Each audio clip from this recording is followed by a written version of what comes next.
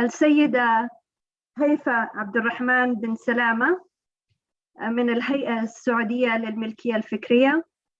السادة والسيدات الحضور، السلام عليكم ورحمة الله. يسعدني أن أكون معكم اليوم للمشاركة في هذه الندوة المهمة التي تأتي في سياق التعاون المشترك وضمن اتفاقية تقديم الدعم الفني المسترد تكاليف بين المملكة العربية السعودية والإيفاد، حيث أن هذه الاتفاقية تعتبر ذات أهمية استراتيجية خاصة لكل الطرفين.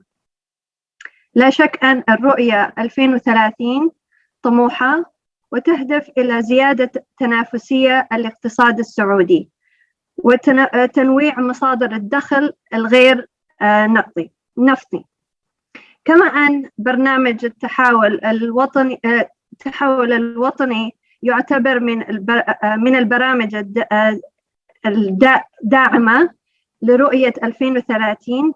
ولا شك أن وزارة البيئة والمياه والزراعية السعودية لديها دور محوري في هذا البرنامج الذي يأتي في سياق الاستراتيجية الوطنية للزراعة 2030.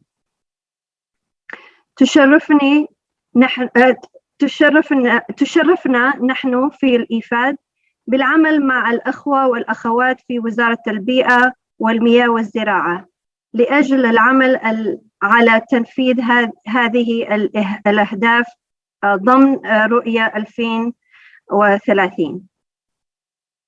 أولويات الإيفاد هي في التركيز على التنمية الريفية والأمن الغذائي وتحقيق الاستدامة للحيازات الزراعية الصغيرة. وهنا نجد أن هناك تناغم تام بين اتفاقية الدعم الفني وأهداف رؤية 2030، بالأخص الركائز 1 و4 والمتمثلة في 1 استغلال الموارد الطبيعية بشكل فعال والمستدام، وثانياً استدامة الزراعية الريفية الصغيرة.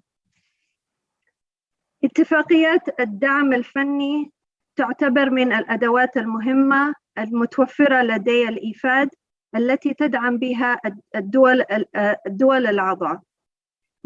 من خلال هذه الأداة تستطيع الإيفاد تطوير آلية عمل لديها بحيث تكون أكثر فعالية في تحقيق أهداف التنمية المستدامة وتوسيع الخدمات المتوفرة لدي الدول الأعضاء.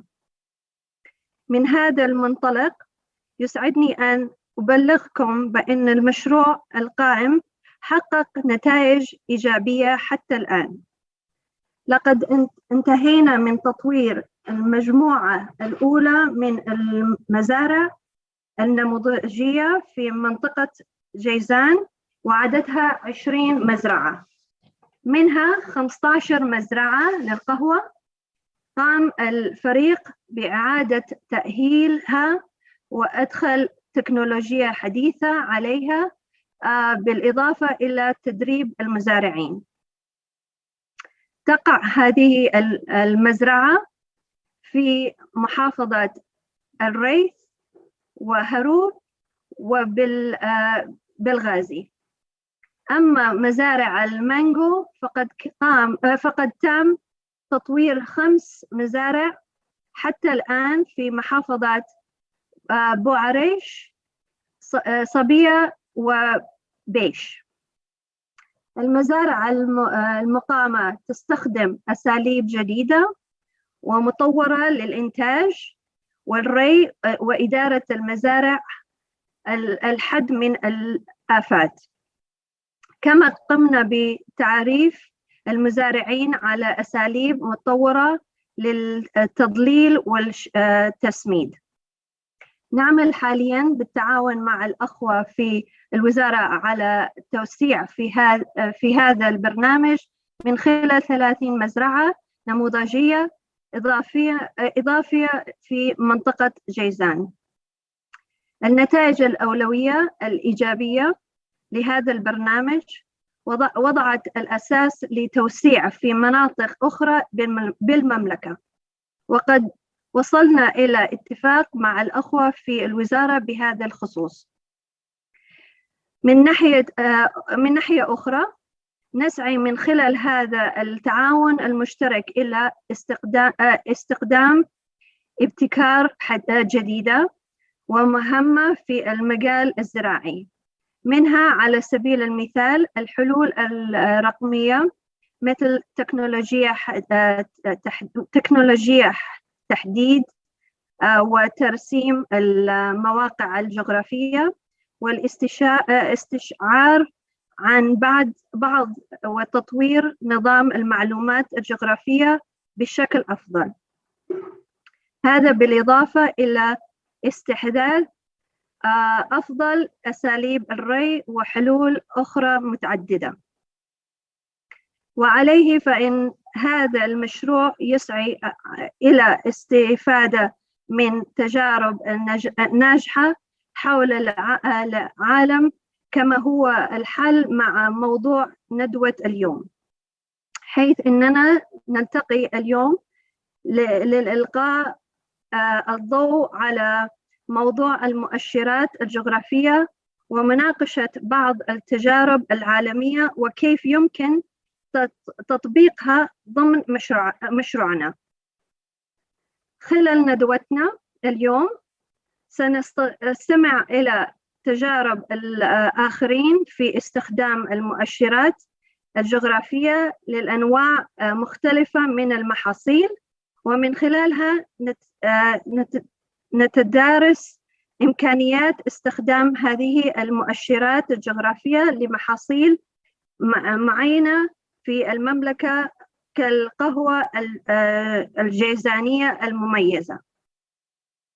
وعليه فلا شك أن هناك فرصة مهمة للاستفادة من مشروع الدعم الفني لتشجيع الابتكار والتطوير في الحيازات الصغيرة في المناطق المملكة، ومن خلال ذلك الوصول إلى إنتاجية وربحية أفضل لأصحاب هذه المزارع، وبهذا نكون ساهمنا في تحقيق رؤية 2030.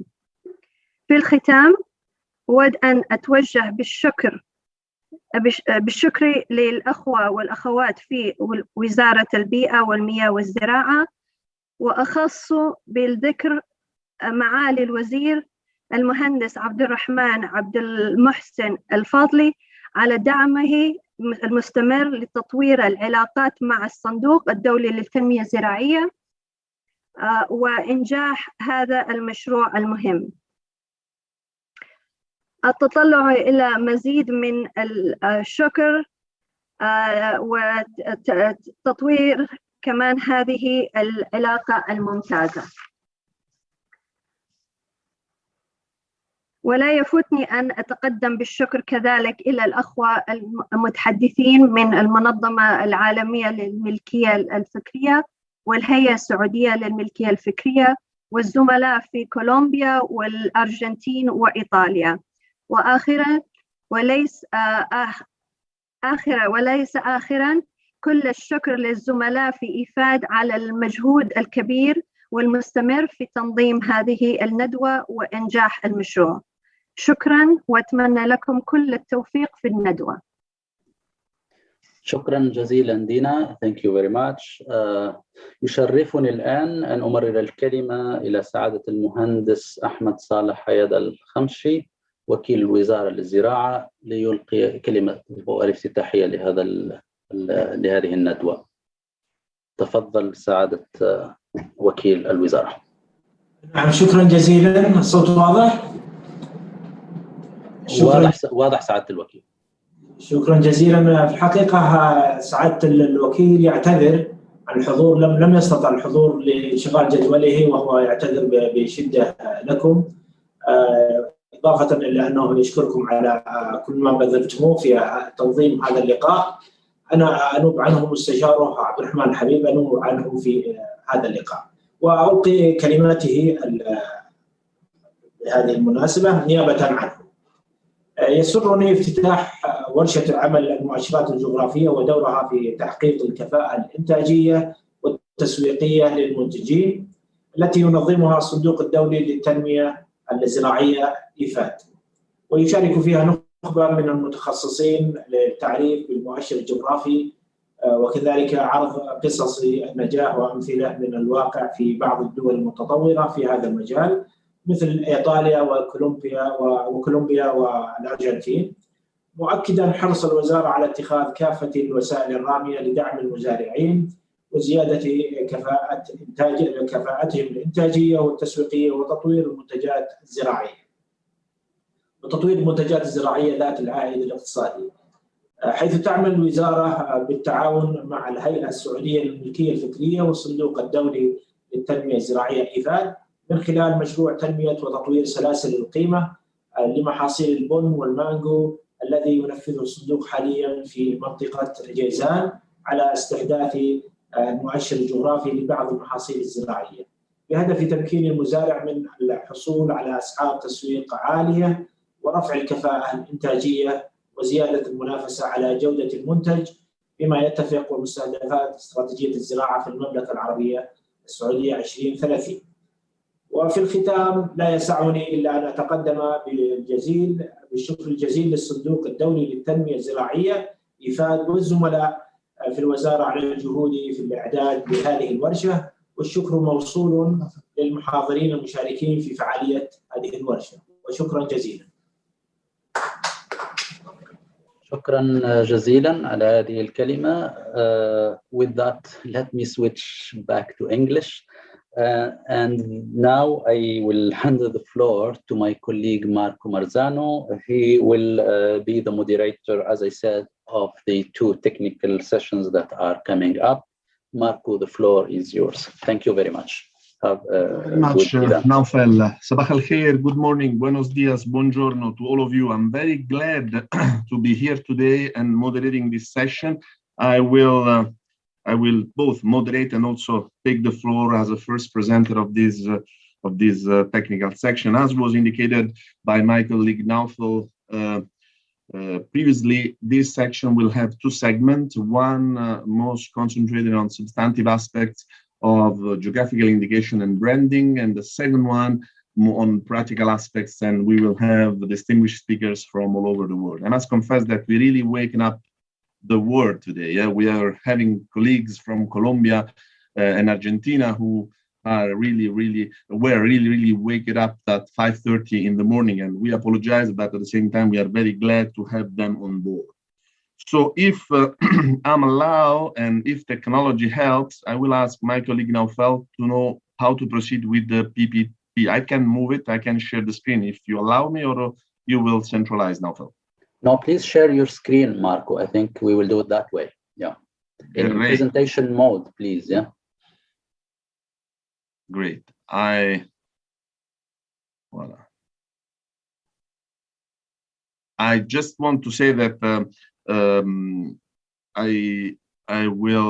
Italian, so I will try to speak as low as possible, but unfortunately this is not part of our IDN, so I apologize with the interpreters if I will speak a little bit fast.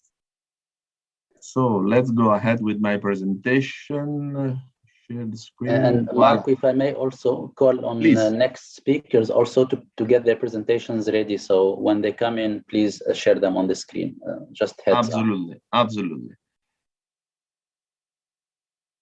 Signs and emotions. I mean, I hope this works. This is the presentation on which I will be entertaining you for the next 10 minutes. I will mostly focus on brands. Then my colleagues Alexandra Grazioli and the following speaker will concentrate more on geographic indication and intellectual property aspects. I must confess that as a part of this segment, I rejuvenated some 10-15 years because I used to work for the World Intellectual Property Organization, and I find in this section on my right Alessandra Grazioli, the director of the GI department, and on my left the representative of the IP office. So really for me this segment brings me back to some 50 years ago. Let's start with the presentation. Brands. What is a brand? and what is the effectiveness and the sense of a brand. Without entering into legal aspects that may be some boring or noise aspects, I would like to extract from this the real concept of branding. What are brands and why brands are for? Brands, in general terms, are very, very powerful business aspects. They play a terrific role in the psychology of consumers, of clients, and they generate, the interest for a client to take this or that product instead of others. I've done an investigation a few years ago when I was a WIPO to understand consumer preference, and most of the time, clients enter into supermarkets and identify a product not because of their technical or real special aspect, but just because of the brands, because the brands allow a client or a customer to identify itself in this product. So, for instance, a tuna can in a supermarket is not shown because of the quality of the tuna, which are also important, but sometimes because of the advertisement campaign which is linked to it. So, when thinking about a brand, it is very much important that you think about those psychological elements that make you successful in the market. Another aspect which is certainly important in a business strategy while selecting a brand is for distinguish yourself from your competitors. There are many producers of coffee, many producers of Parmigiano cheese, as we will be hearing, but all of them have different quality and taste. But how do we differentiate from one and the other? They all owns a geographical indication, but how do we distinguish one from the other? Because of a brand. So it's very important for a consumer to understand through a logotype that you will identify the quality and the strength of this product. Another important aspect is from a communication point of view. Brands are critical for explaining the technical aspects of a product. Imagine Mercedes car. When you see this silver wing, you immediately understand a reliable car of strong qualities that can allow you to drive in total safety. Or even the quality of a product. The reason why we are discussing today about geographical indication is because we know that through a geographical origin, we can link some organoleptic aspects of the product you are referring to. And another aspect which is very important while adopting a business strategy is that through the combination of these aspects, technical aspects, the quality aspect, the effectiveness of the brand, etc., you build the client loyalty. And so you make sure that the clients come back once they have tested once your product, they come back and come back and come back and prefer your products to those of your competitors. But how do we make brand visible? How do we compose brand? Basically, brands have two main requirements. They have to be distinctive enough to distinguish you from other producer, and they have to be graphically represented.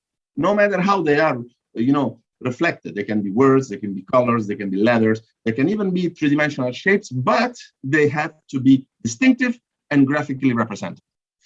Said that, let's get into a little bit more details of the branding. I will basically focus today on individual trademark. It does exist. I distinguish between two main categories: individual brands and non-individual brands.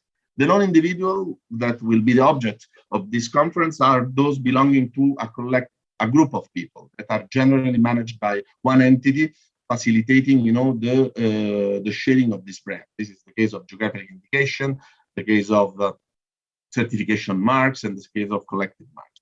I will more focus on individual trademarks. So the trademark, the brand that you can own as a company. Within this category, I distinguish two main categories: the conventional trademarks and the non-conventional trademarks. Conventional trademarks are, for instance, a word, a combination of words, International Business Machine, for instance, or even the acronym, IBM, or even a drawings, or the merger of the word with a drawing, which is the case of the very famous brand Columbia Pictures. But more and more, the non-conventional trademarks are taking a lot of space in the brand. Why? In the market. Why? Because, as I said from the beginning, brands stimulate emotions of consumer. The more emotions you are capable to stimulate, the more the consumer will follow you and will be attracted by your products, especially when we are, working on in two sectors like coffee or mango, in which this reimbursable technical assistance of IFAD is working.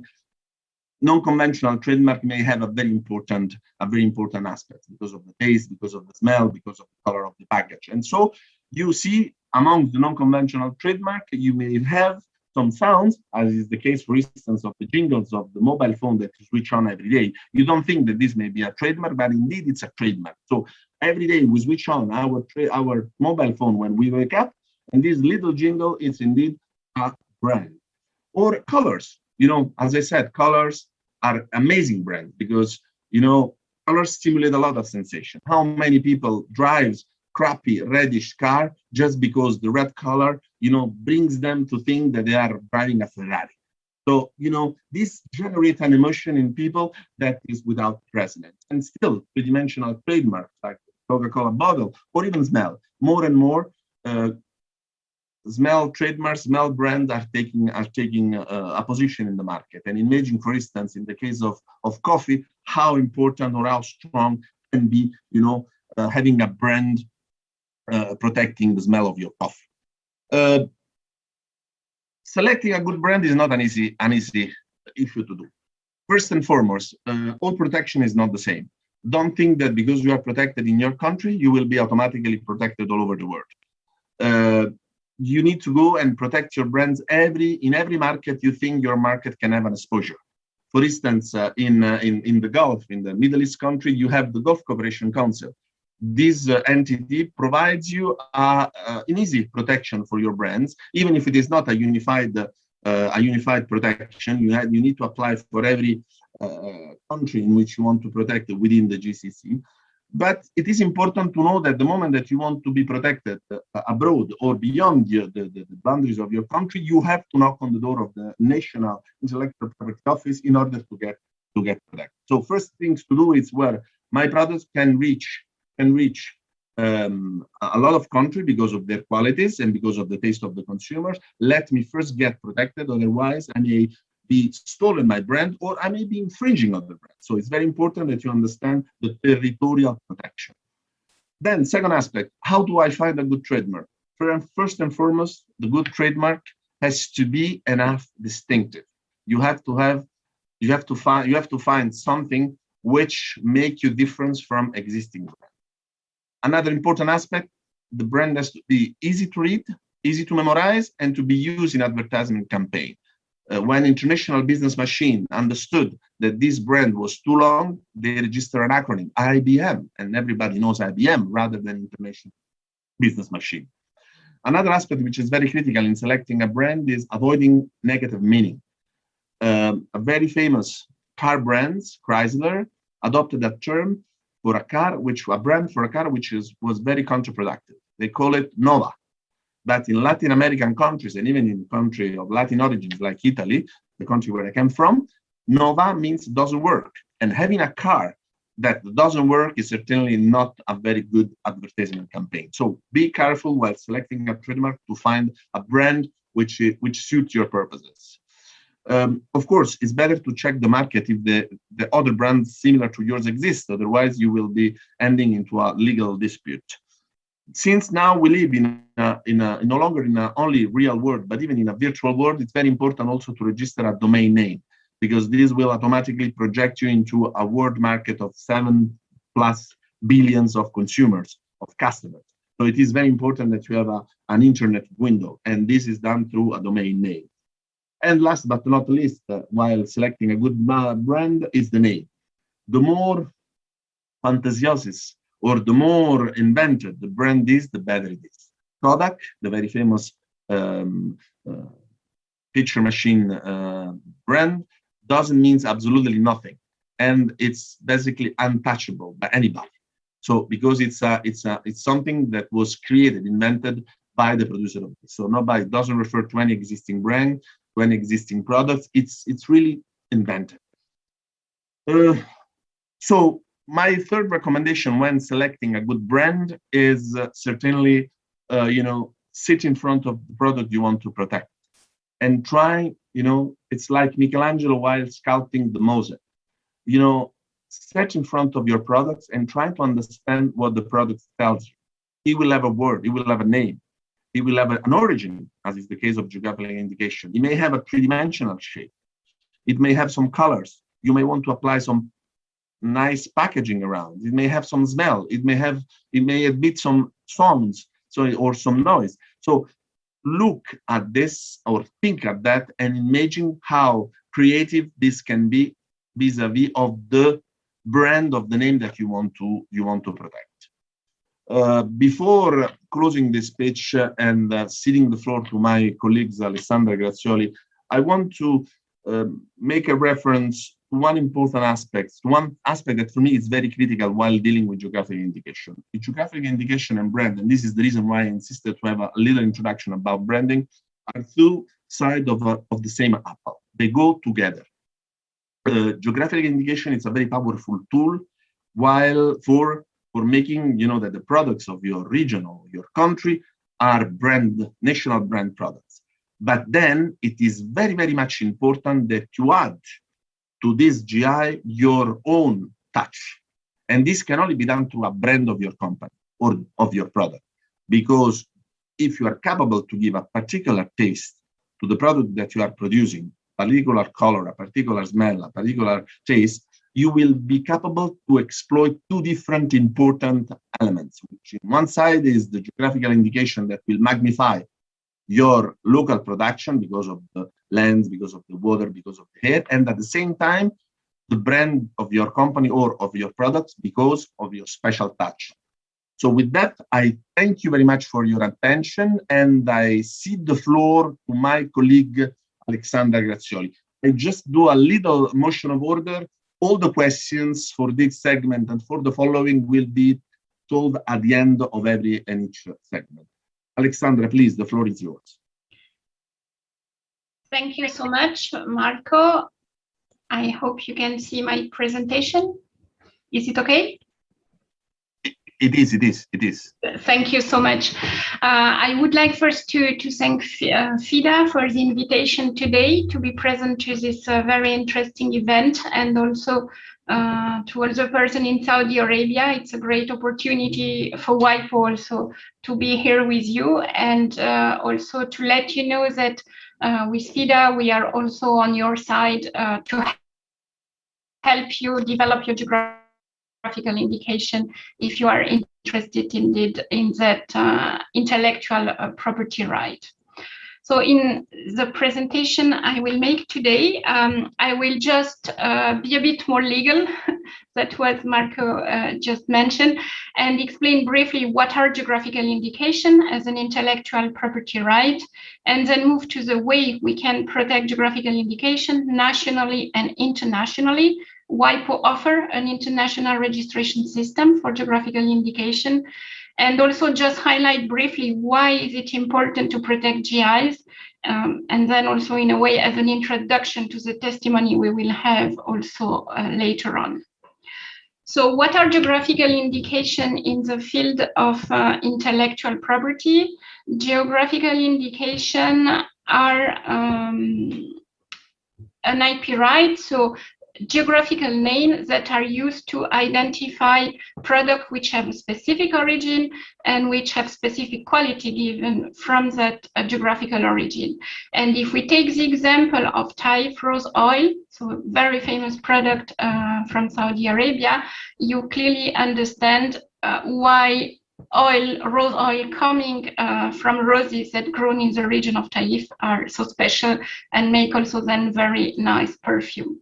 So this is the way geographical indication can be used to valorize local product.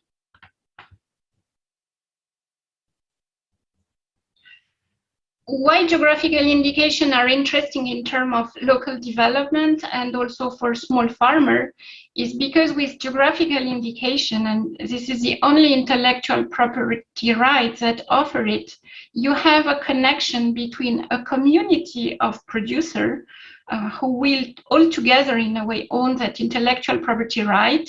These producers have often developed technique to produce this product and take the best from this product. Alexandra, Sorry Yes. to interrupt. For the benefit of all, can you please put in presentation more your PPT?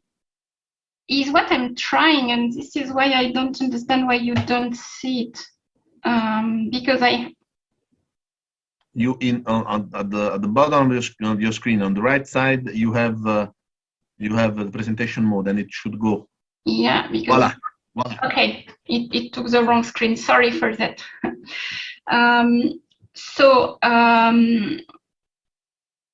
Geographical indications are really that intellectual property right that mix the element of the geographical origin, the element of the know-how of the community of producer in a given region, and a geographical name that help to identify this product. Here you can see different examples of geographical indication already protected in several countries, and you see also the variety of products that could benefit from that quality scheme. Here I just highlight some potential product from Saudi Arabia that have been identified through different studies and that could also benefit from that intellectual property right. And just also to mention briefly that in terms of legal protection, there is different way used in WIPO member to protect geographical indication. So several members have developed what we call a specific system for protecting geographical indication. And this is the case with European Union, with Colombia, for instance, so different countries around the world. But some other use also the trademark system to protect geographical indication. So a variety of possibility to do it at national level. What is important also when we speak about geographical indication protection is to obtain protection first in the country where the geographical indication product originates. But then is interesting, especially nowadays with the globalized world, to obtain also protection internationally. And this is where WIPO can play an interesting role also for you, in addition to helping to develop your GI system nationally and assist also your producer to benefit from that protection. So in order to obtain protection internationally, different way to do it. You can go country by country, following the principle of territoriality that was just mentioned by Marco, but this can be often quite expensive. Some countries decide to negotiate bilateral agreements, and so the two countries protect each other GIs. But you have also international systems, such as the Lisbon system in WIPO, that help you to obtain, through the single registration in WIPO, international protection for your geographical indication. And so how the system function and what are the specificity of that system? So as mentioned, because with the Lisbon system, and if Saudi Arabia is interested to join the system, you can, through the single registration in WIPO, obtain protection in several countries. WIPO is the only organization managing an international treaty for protection of GIs. And also what is interesting is that all kinds of products could be also covered in this system of protection. Also, what is interesting is that all geographical indications that are registered in the international registry in WIPO will benefit from an indefinite protection in all the other members of the system, as long as the GI will remain protected in the country of origin. It's also a very high level of protection that you will obtain when you are registered, so you will be able to stop any imitation or usurpation of the name in third country. What is also important for you to know is that following the revision that we did of the system in 2015, there is now a lot of flexibility to accommodate the different type of protection that exists at national level for countries who are interested to join the system. I will not go into many detail now, but just to recap also, so a simple procedure. So you need to obtain protection in the country of origin, so Saudi Arabia, for your GI producer. Then if you join the system, you can notify to WIPO. WIPO will send to the other member, who will have then 1 year to examine and decide if they protect or not the geographical indication on their territory. Here are some examples of geographical indication already protected in the Lisbon registry. So you see a big variety of potential product protected. And I will now move to more concrete example, because theory is good, but concrete example is probably better to explain how the system works and why a country use the system. So here is an example of a geographical indication from Cambodia for Kampot pepper, a very famous pepper now that you find in many countries. So that pepper was protected in Cambodia in 2013. And following accession of Cambodia to the Geneva Acts, they decided to request international protection under the Lisbon system.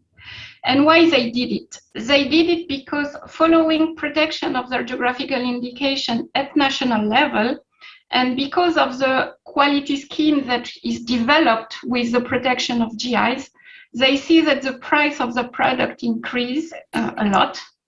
And so they wanted also to secure that only proper producer from Kampot benefit from that protection internationally, and that nobody else can use that name. And why also is interesting for them to do so is that through the protection of the GIs, they develop also a lot of activity in the region and local tourism. So you can use also geographical indication to foster, for instance, local tourism. And this is why it's important to protect this name, this brand internationally. Another similar example you can see in Tunisia with Jebafix. Here also, through the protection of GIs, through the valorization of the product, the high quality of this product offered to consumer, also the population in the villages of Tunisia increase a lot its revenue, and this is why also they wanted to be protected internationally. Other example, France, Champagne, a very, very famous GIs worldwide. So you see that we have very different users of the system. For the time being, we have about 1,000 registration in the system, and we have a database where you can see all this registration. And I will conclude this presentation by just highlighting some important points why protecting GIs is important. It's important for the producer because they can get higher revenue, as we have seen. They can be more competitive on national market and international market. GIs are also very beneficial for consumer because they can trust the product they buy with the quality and certification scheme that is linked to geographical indication. Is also beneficial for rural area because it helps to develop also the region, create good employment in the region, as we have seen in the case of Jebafix or Kampot pepper. And finally, you can really use also GIs to become a flagship of a region and also to valorize and protect traditional knowledge and folklore. We have studies that show this benefit. Here for your reference, a study that was done in the European Union, where you can see that European consumers are ready to pay a double price for product protected with geographical indication on average. So it's really meaning good earning for the producer who engage in such quality scheme. Another international study done by FAO with example all around the world. And here an example of a project that WIPO is implementing in Cambodia. We help a community of producer of pomelo on an island on the Mekong to protect their pomelo as geographical indication. And what we see within a few years, with 3 years, a massive increase of the revenue of this producer on the island, thanks to the quality scheme developed with the GIs. But what is important to mention is not just the registration that makes this benefit, but also all the strategy of commercialization that this producer have implemented. So the success is also through that commercialization and effective use of the brand behind the geographical indication. GIs can also be used as tool to foster local development and take also collective initiative For instance, in trying to preserve forests, like the example we are also managing in Senegal with the Mat de Casamance. So here also a very useful collective tool for rural development in a region often in difficult region, like when there is desert and so on. And finally, GIs could be used to valorize emblematic product and tradition from country. And in the region of Saudi Arabia, you are so rich of wonderful products. So with GIs, you can definitely explain also why the product coming from a specific region are different, special, and deserve to be bought by consumer. So with this, I will finish that brief introduction to the protection scheme that exists in WIPO, and once again indicate that we remain at your disposal if you are interested to explore more this IP right in future. Thank you very much. Thank you very much, Alexandra. I think that your presentation is really gold nuggets for our participants. I will just make two very brief comments. The first, I mean, you mentioned Jades and Mango, and we are working on Jades and Mango, so I'm very glad to see that also WIPO is focused on this product. The second, which for me it's critical, is that GIs correspond to increasing income of producer, and through a diversification of the activity, and also valorize, the rural community, and make sure that we move from absolute poverty to better situation. This is good. This is what we all work for, and I'm very glad to see that WIPO is following that direction. And I'm sure there will be more questions and comments at the end of this first segment. Thank you very much again for this. And now I give the floor. It's my honor to give the floor to Mrs. Haifa Abdul Rahman bin Salamah from the Saudi Authority of Intellectual Property. Thank you, Mrs. bin Salamah. The floor is yours.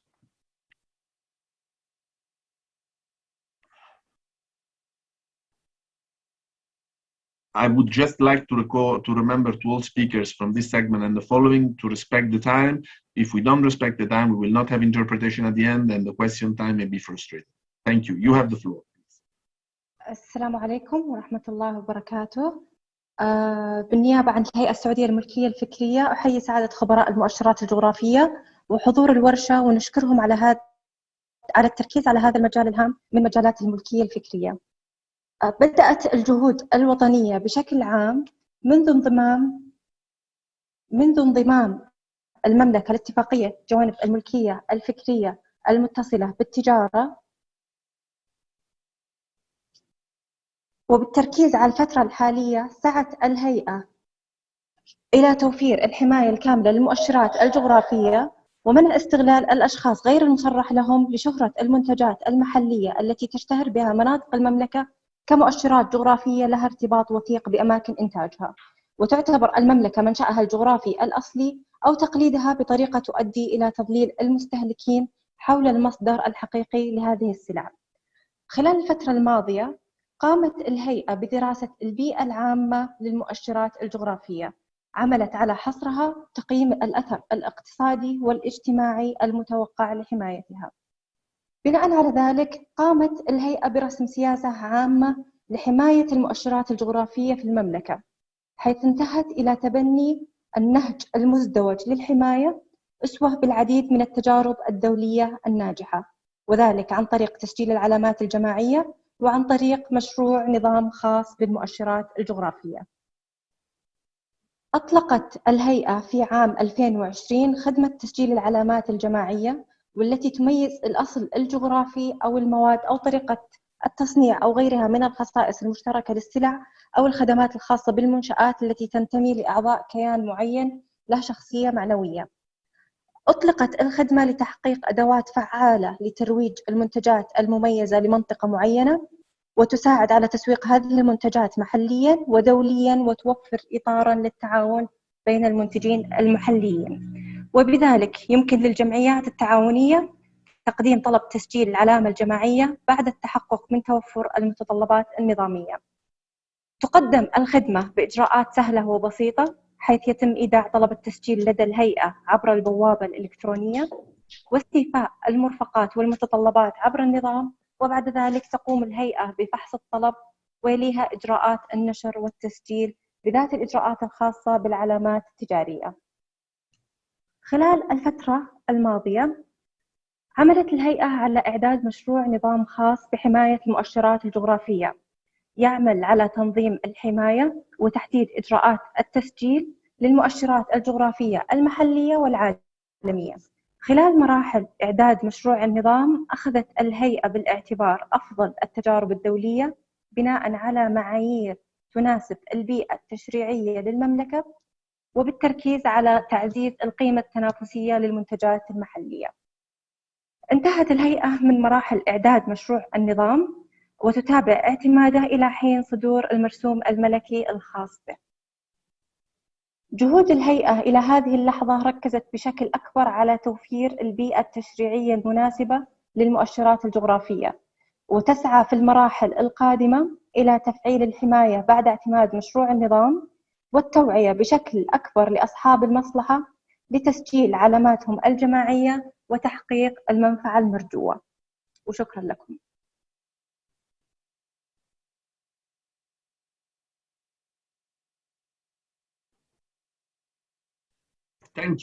Thank you very much, Mrs. Haifa bin Salamah, for your interesting presentation and for the recent efforts that your office is doing to make to extract the benefit of intangible assets for Saudi Arabian smallholders in particular.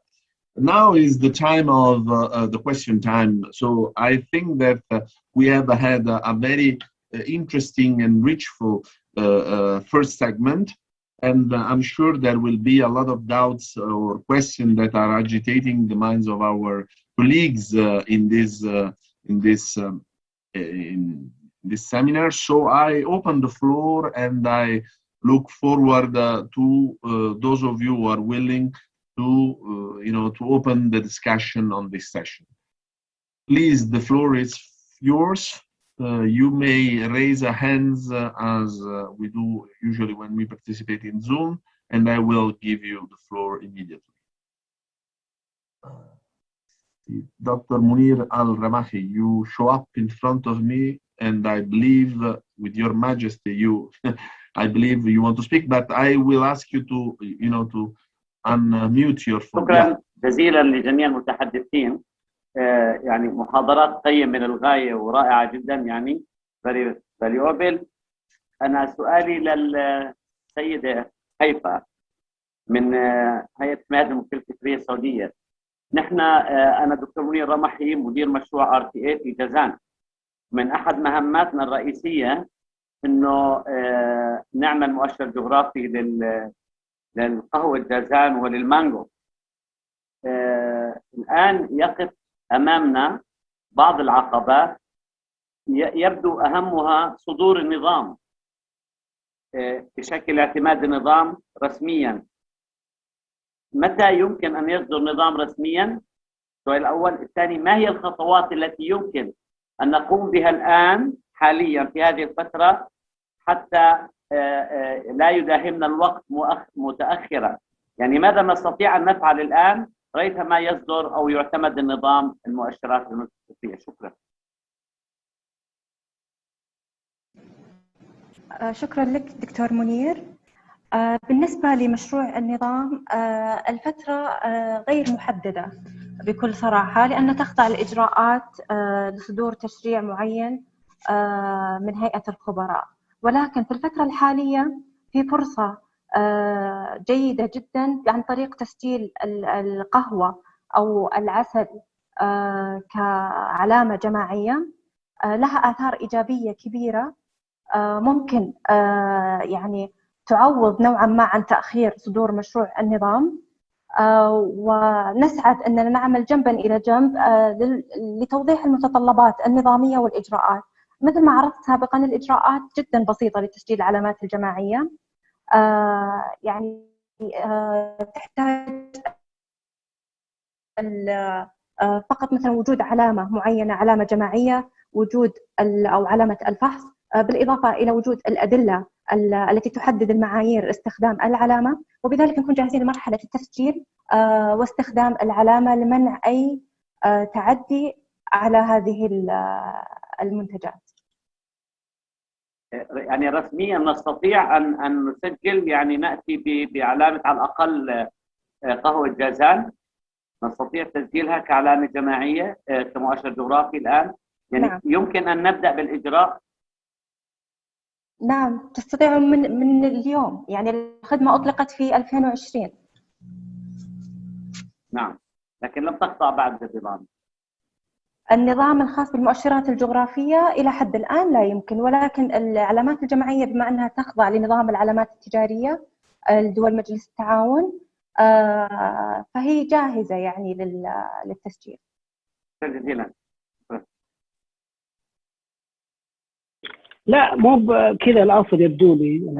الهدف إيه لا هم بعد تمام، هم يبي يأصلون فكرة إنه يعني استفادة من هالاسم إنه يطلع مثلا. واحد قال لك أنا برمان الباحة مثلا أو كذا ماشيين وهو صحد مو بصحد، يعني قصدي لدرجة إنه يبدو لنا العملية إنه عشان ما يجيك أحد يشتغل يقول لك مثلا إذا هم يجيب من برا ويبيع على إنه. Okay, so if Mr. Yousef Al-Dlai can, yeah, okay, good. He has muted the floor. So I think I take the floor just for, commending what our colleague from the IP office, Mrs. Haifa bin Salamah, has just said. I think this is exactly the way to follow. Why, and certainly we can also help you to further assist you on this. The way to follow is independent adoption of geographical indication. It's recommendable to use the available tools and certification trademark, non-individual trademark as the certification trademark is certainly, I feel, the most appropriate elements independent of this adoption. Of course, I'm sure that after this seminar, there will be further discussion between WIPO and the colleagues of the IP office, and you will be given the opportunity to register on geographical indication. But meanwhile, valorize and to protect your local products, I think certification of trademarks are definitely very important. I encourage you to raise additional questions to the speakers. The floor is open. This is a unique opportunity we have because it's not easy to have together, WIPO and the Intellectual Property Office and facilitate, as it has been the case of our colleague Mr. Al-Ramhi. I see Mr. Mohammed Al-Suleiman that want to intervene. Please, Mr. Suleiman, you have the floor. السلام عليكم. السلام عليكم. وعليكم السلام. تفضل أخ محمد. هل أنا أشكر المتحدثين عن جميع ما تحدثوا فيه في اللقاء الجميل، وأرجو الإشارة لو بشيء من التقريب للتكلفة المادية ومدى الحد الأدنى والحد الأقصى فيما يتعلق بهذه التسجيل، وشكرا جزيلا.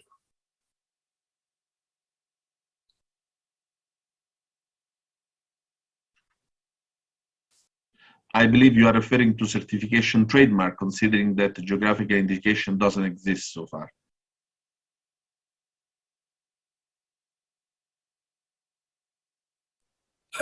Yes, I'm talking about that. Yeah. So I'll ask our colleagues from the IP office to take the floor, please.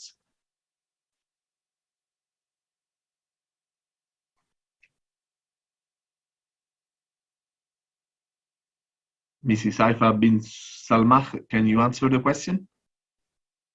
نعم. بالنسبة لرسوم تسجيل العلامة الجماعية، طلب تسجيل العلامة الجماعية هو 2000 ريال سعودي، ولكن الإجراءات الأخرى لها رسوم منفصلة، مثل نشر العلامة تخضع لرسوم مختلفة، طلب التعديل النظام لاستخدام العلامة برضو مختلف، والتسجيل النهائي وإصدار الشهادة 5000 ريال سعودي.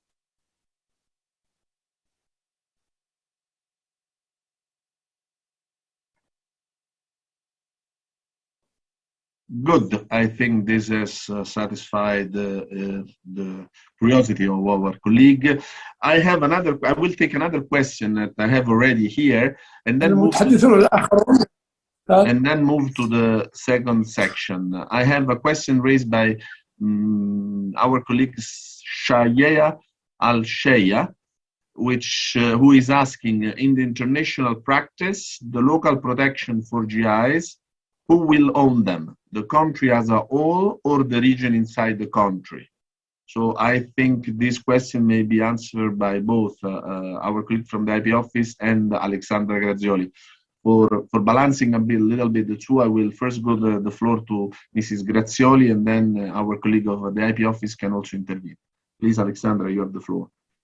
Thank you so much. There is in fact a variety of ways to do it, and it will depend what you will define in your national law. So in some country, the ownership, it's the ownership of the country, we can say the government, and then they give the right to use to the association of producer or to individual producer. In some other system, it's the association of producer who becomes the owner of the GI. But what is important is that the use of GIs is collective and should be open to all producers who will meet the condition of use. Normally, it's the way it happens. And ownership can be or the producer or the state. Sorry, Alexandra, I can't hear the Arabic translation. Is there an issue with the mic, maybe? Sorry, I'm really sorry, Alexandra. Just double check. Oh, please. Yes, now I can hear it. Yes, it's working now. Thank you. Should I repeat? Please, Alexandra, continue. Should we repeat the speech, Naufal, or?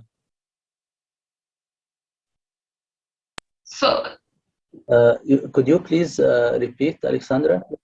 Yes, sure. So the solution vary from country to another country. So this will be a decision to be taken when you develop your national law. In some countries, the ownership of GIs is the ownership of the state. And then they delegate the right to use and to manage the GIs to association of producer or to individual producer who meet the condition of use of the GI. And so it's really a bit of political decision if you keep it to the level of the state or if you give it to the producer. But what is important is that the right to use the GIs should be open to all producers who meet the conditions that will be fixed in the registration. So in terms of where to produce and how to produce the product. Thanks, Alessandra. Does our colleague Haifa bin Salma want to join this and explain a little bit how it should work in Saudi Arabia when the system will be adopted? بحكم أنه مشروع النظام لا زال تحت مرحلة الإعداد، إلى حد الآن راح تكون بإذن الله الملكية للمنطقة نفسها، يعني المنطقة التي ينتمي لها المؤشر الجغرافي. ولكن بحكم أنه المشروع لم يعتمد حتى الآن، هذا هو التوجه الأولي فقط، وقت صدور المرسوم بإذن الله راح يتضح التصور النهائي. Great. I think that this section was very interesting and rich of discussion. Time, as you know, it's terrible and doesn't allow us to have longer and bigger discussions, even if this, of course, will deserve maybe a seminar. Just on one specific aspect of every slide of the presentation that have been provided. But certainly we will have more in the near future because our colleagues in Saudi Arabia are doing an excellent job in the region of Jazan, and I'm sure there will be more opportunity and occasion for discussing. I want to thank from the deep of my heart who has accompanied us in this first section, and also Haifa Abdul Rahman bin Salamah from the Saudi Arabia IP office. And move now to the next section. Thank you, Alexandra. Thank you, Haifa. The next section, as I was anticipating, it's a very practical section. We have heard a lot about substantive aspects. Now we will get down to the practice. We have stimulated and consulted people from all over the world. We have representatives from Colombia, from Argentina, and from Italy, because we really want that to extract the benefit of this discussion. We really want that after this, you will be ready to go and protect your products in the most adequate way. So we have selected 3 very impacting and powerful geographical indications. Coffee from Colombia, the very famous Café de Colombia geographic indication, yerba mate from Argentina, and the Parmigiano Reggiano from Italy. We have here 3 distinguished speakers: Hermano Coppola from Coldiretti Quality and Certification Office, Maria José Sanchez Rey from the is the IP coordinator from the Federation of Cafetaleros from Colombia, Bogotá, and Laura Dominguez, who works for the Ministry of Agriculture of Argentina. Without further ado, I will cede the floor to Mr. Hermano Coppola, who will be introducing the Parmigiano Reggiano case. Please, Hermano, you have the floor. Thank you, Marco. Thank you. And please, you see my presentation? We do see. If you can put it in presentation mode, this will allow us a big picture, a big view on your presentation. It's down screen on the right side. Sorry.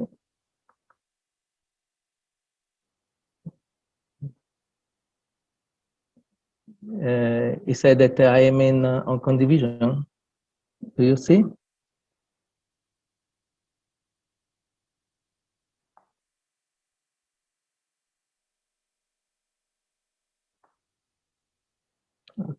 Do you know? Do you see now? Yes. Very well. Very well. Oh, okay, perfect. And so many thanks to you and to Alfred for this invitation. I'm Hermano Coppola from Coldiretti. Coldiretti is the biggest organization of farmers in Europe. We represent about 1.5 million of members, producers. And you can see the first picture, that is the promotion campaign of EU for quality and for foods. And only for this that I want to underline some, before speaking of Parmigiano, I want to underline some topics about the geographical indication system of Europe. The aims of this system is to protect the names, to promote their characteristics linked to their geographical origin and the traditional know-how. Requirements are very particular that for the to have the recognition, we must to demonstrate the link between the place and the product. So this recognition enable consumers to trust and distinguish quality products, while also helping producers to market their products better. And the registers, we spoke before about registers in for WIPO, but in about the system, the EU system, we have 4 registers for food, wine, aromatized wine, and spirited drinks. And the particular thing that non-EU products can also be registered in the European registers. Of course, if they comply with all the requirements of the EU regulation 11.15.1.2012.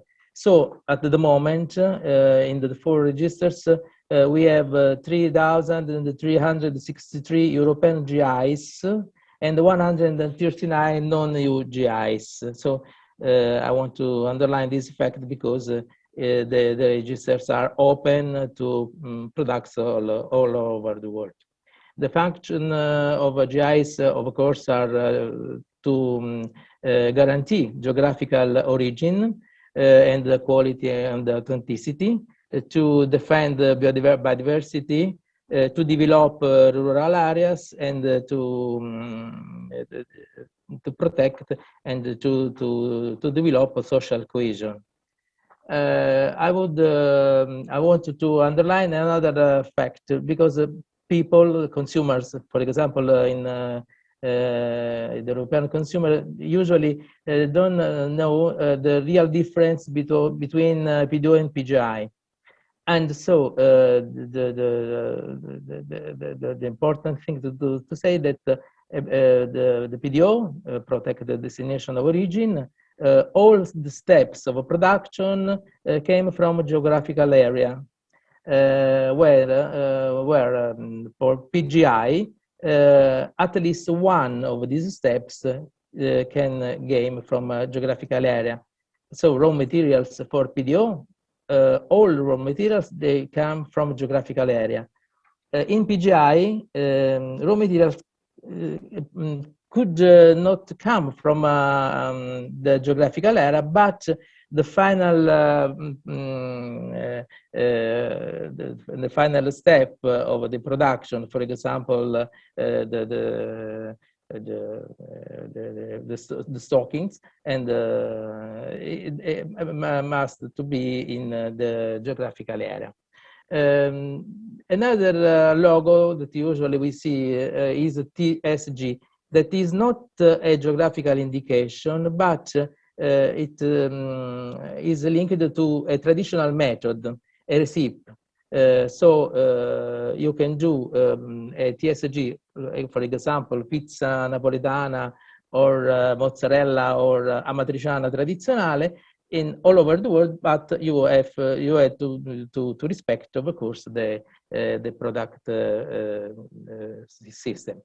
So let's go to Parmigiano Reggiano PDO, a little short history, because it's very ancient, 800 years. In the Middle Ages, some Benedictine and Cistercian monks were the first producers, using salt from Salsomaggiore salt mines and the milk of the cows. The monks obtained this dry paste cheese in large wheels, suitable for long preservation. And over the centuries, Parmigiano Reggiano has not changed this production method. Today, as in the Middle Ages, the product is made in a natural way without additives. So, in 1992, the first regulation of PDO was approved, and 4 years later, Parmigiano Reggiano obtained was recognized as a PDO. The Parmigiano Reggiano is made in 311 dairies located in 5 provinces of Emilia-Romagna: Mantova, Parma, Reggio Emilia, Modena, and Bologna. They produce 3,900,000 cheese wheels, about 157,000 tons. They use 1,800,000 tons of milk, about 18 of cow's milk produced in Italy.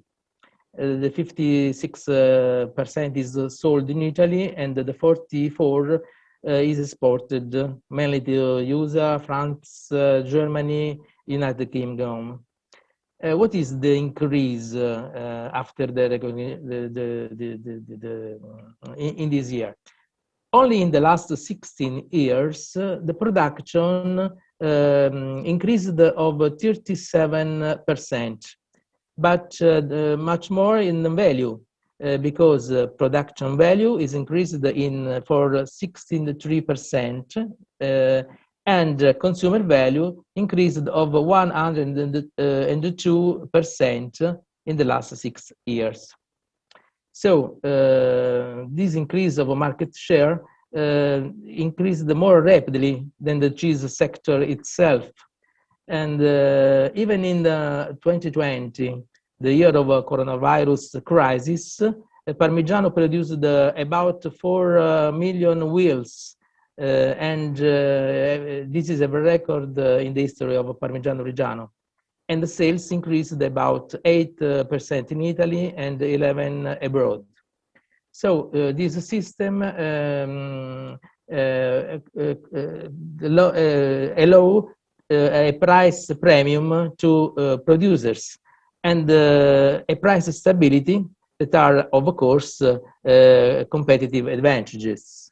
Other benefits are higher price stability, synergies with the tourism, increase of land price, and improvement of quality management. Parmigiano Reggiano has increased the bargaining power of farmers and the processors, and in particular in the organization of the supply chain and the number of operators. So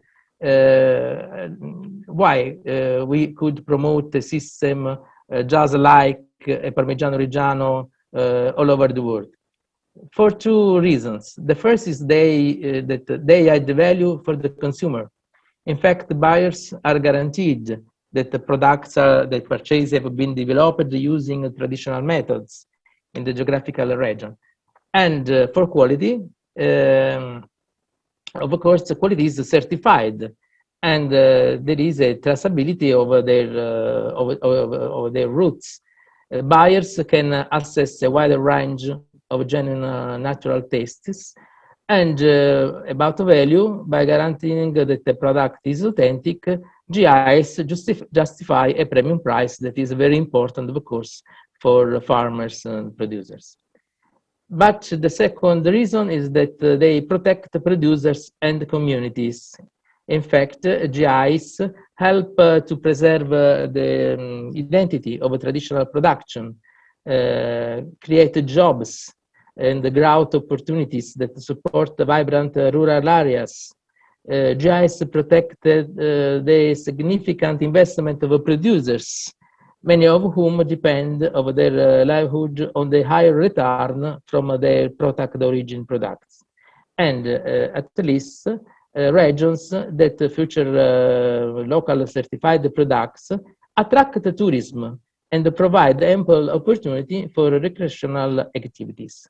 So, in conclusion, what is the effectiveness of a GI quality system? GI farmers tend to get a higher income than non-GI farmers. In fact, the goods protected by GI are normally sold at a price 2.23 times higher than similar non-GI products. GI marketing chains play a positive role in the local employment. The increase of GI sales led to an increased number of jobs in this sector, which is faster than in the whole food and drink sectors. The number of farms and processing companies involved in GI marketing chain have risen, and the same for number of jobs located in GI protected areas. In most cases, GI products have a significant impact on local development and jobs in rural areas. And at the end, GI value chains have a strong ties with tourism and on-farm processing. So, in conclusion, I think that the GI system can be a booster for smaller, older farming and local rural economy. That's all. Thank you for your kind attention. Thank you very much, Ermanno, and a big thank goes to you for having stick to time. I mean, you are Italian like me, but we have a big cultural difference. I don't stick to time, never. Very glad that you have respected the time allotted. I have two main issues I extract for your presentation. Well, the first is the remarkable increase in the last few years, 102%. That was amazing. The second is the high income. The fact that consumers accept to pay a higher price for a quality product. And the third information, it goes back to our first segment, which is interesting, is that in the European Union, you can actually register a GI, even if in your country you don't have GI protection. So our colleague that is working in our project in Jaizan may take this as an inspiration. So, Ermanno, thank you very much. We will come back to you certainly at the end of this segment with some questions. I now call and give the floor to Maria José Sanchez Rey, who is IP coordinator of the Federation of Cafeteros of Bogota. Maria José, I know that you are also sharing your presentation with another colleagues, so I'll let you introduce yourself, your colleague, and I give you the floor. Thanks, Maria José, you have the floor.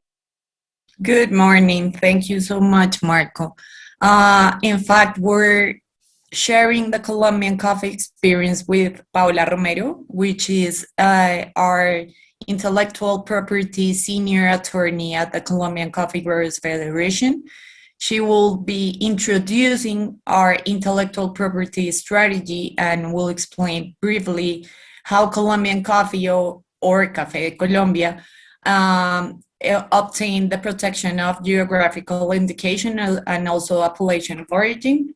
So let me briefly share my screen, and then I will explain briefly as well what we do at the Colombian Coffee Federation for administrating the geographical indication and what are our challenges or main challenges.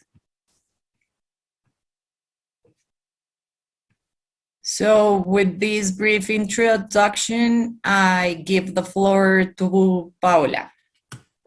Thank you, Maria Jose. Thank you, everyone. It's a pleasure to be here to be participating in this event. So, yeah, we have a briefly look at what Café de Colombia is and as a geographical indication as appellation of origin. So let's start a little bit on how the strategy was built based on a trademark. So, as you may know, someone you may know, that Café de Colombia, before being an appellation of origin and geographical indication, is a trade. So everything was built on the trademark you see on the screen. Café de Colombia right now, so it has different like figures in this moment. So we have different IP rights based on Café de Colombia, the trademark, and the other two that I mentioned before. So to start, we are begin talking about 100% Colombian coffee program. So we have, it has different purposes, but we will highlight briefly well, the most important ones. So with Café de Colombia, with the program, we look to raise awareness on the origin in Colombian coffee. We also want to differentiate the 100% Colombian coffee segment from blends. So you know that in the market you can.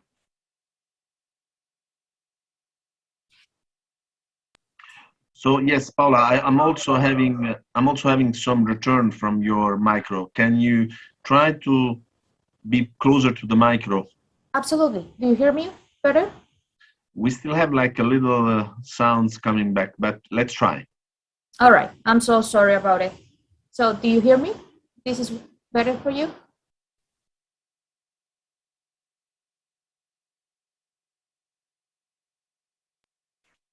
Yeah, it was better. Yeah. Okay. Go ahead. Yeah. So let me try. I will try to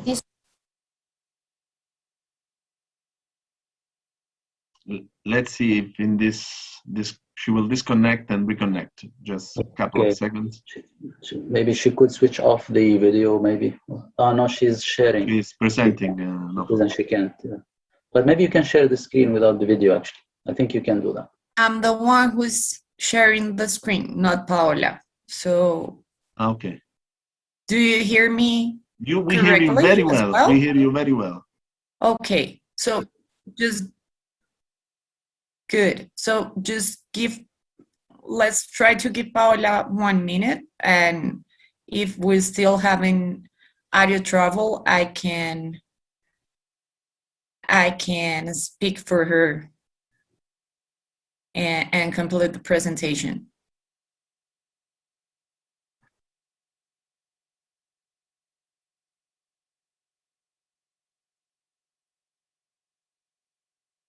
Recording stopped. Well, Maria Jose, do you while want to while Paula is managing her audio trouble, I will complete this part. So mainly recording in progress. What Paula was trying to explain is that at the Colombian Coffee Growers Federation, we at the beginning start with that trademark strategy in order to differentiate Colombian coffee from other coffee origins. And by that, we create not only a trademark, but also a program that we call 100% Colombian Coffee Program. And the purpose or main purpose of creating this program was, as she was telling you, to raise awareness about the origin of Colombian coffee, and also give a differentiation of Colombian coffee from the segment of blends, because traditionally, coffee was sold in the international markets as blends. You were not able to see the origin, or the consumer wasn't able to have awareness of the origin of the coffee that that was buying. By doing or creating this program, we also wanted to create recognition of the high quality attributes of Colombian coffee. And by doing that, and by positioning this trademark, and by making a whole strategy with the roasters and the coffee industry, we position Colombian coffee as the richest coffee in the world. And since more than 70, 60 years, we have this recognition, not only in the national market, but also in international markets, that consumers really recognize Colombian coffee as the richest coffee in the world. And not only by creating a trademark, we were able to position Colombian coffee as the best coffee in the world. We also developed other marketing strategies that were really successful. And one of these was creating a character that represents or symbolizes the attributes of Colombian coffee. And maybe you all know here Juan Valdez, which is we Colombian are really proud of this character, and it became really popular. And this character was in charge to deliver the message in the international markets and help us position Colombian coffee as the best coffee in the world. So at one point, Colombian coffee became a really popular product, not only in the local market, but also in the international market.